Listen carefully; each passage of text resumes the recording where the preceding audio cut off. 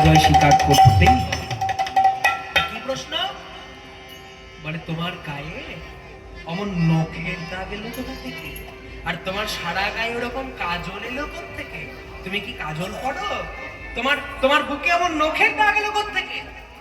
নখ নির্ঘাত ক্ষত বক্ষসী দেওয়াল কোন নারী। নখের ঘাতে ক্ষত বক্ষসী দেওয়াল কোন নারী। পাশ থেকে অন্যান্য সখীরা এসে রাধা রানীকে বলছে, ও রাধে, এ তো যেমন তেমন নখের দাগ নয় রে, আমাদের মনে হচ্ছে এ নিশ্চয়ই কোনো নারীর নখের দাগ, নিশ্চয়ই কোনো নারীর নখের দাগ। হ্যাঁ হ্যাঁ তাই হবে, নিশ্চয়ই অন্য কোনো নারীর সঙ্গে ছিল, ওই জন্য সকালবেলা এসেছে তোর কাছে আজকে মিথ্যে কথা বলছি। নখ নির্ঘাত ক্ষত বক্ষসী দেওয়াল কোন নারী। দেওয়াল কোন নারী। যেই না এমন কথা বলেছে যে তোমার বুকের মধ্যে কোন নারী নখের দাগ দিয়েছে আমায় বলে দাও। আর কি বলা যায় নামটা? আর মিথ্যে কথা বলতে পারছেন না শ্যাম সুন্দর।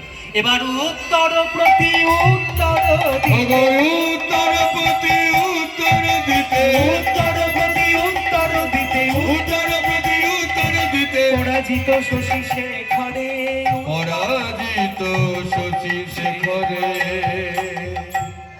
উত্তর প্রতি উত্তর দিতে এইবার পরাজিত শশী শেখর আর কিন্তু উত্তর দিতে পারলেন না।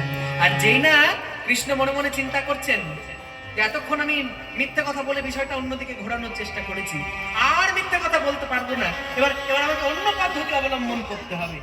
এই কথা যখন মনে ভাবতে আরম্ভ করেছেন, ঠিক সেই সময় হাটে হাঁড়িটা ভেঙে দেওয়ার জন্যে সেই চন্দ্রাবলীর যে সখী কৃষ্ণের হাত টেনে ধরেছিল, সেই সখী এসে দাঁড়িয়েছে কুঞ্জের মাঝে। ও মায়েরা, চন্দ্রাবলী সখীর নাম কি বলেছিলাম? পদ্মাবতী।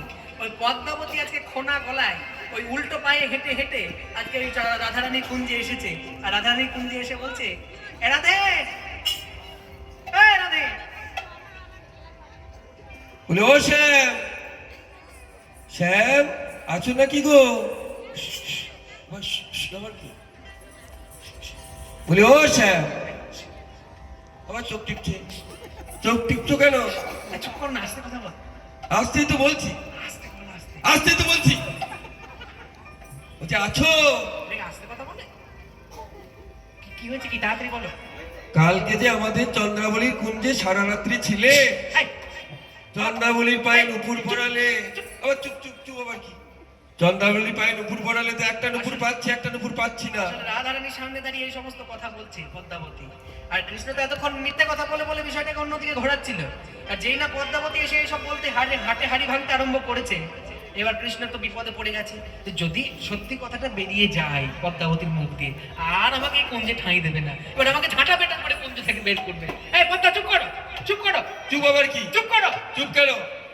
আর পদ্মা ছাড়ার পাত্রী নয়, পদ্মা ছাড়ার পাত্রী নয়। পদ্মা বলছে, শোন রাধে, তোর এই বধূ যার জন্য কুঞ্জ সাজিয়ে বসে আছিস সকাল থেকে, সারা রাত্রি আমাদের চন্দ্রাবলীর কুঞ্জে ছিল, সারা রাত্রি ছিল।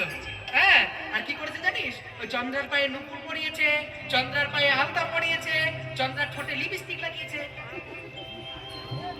তবে জানিস তো, তোর বধূর স্বভাব তো ভালো নয়।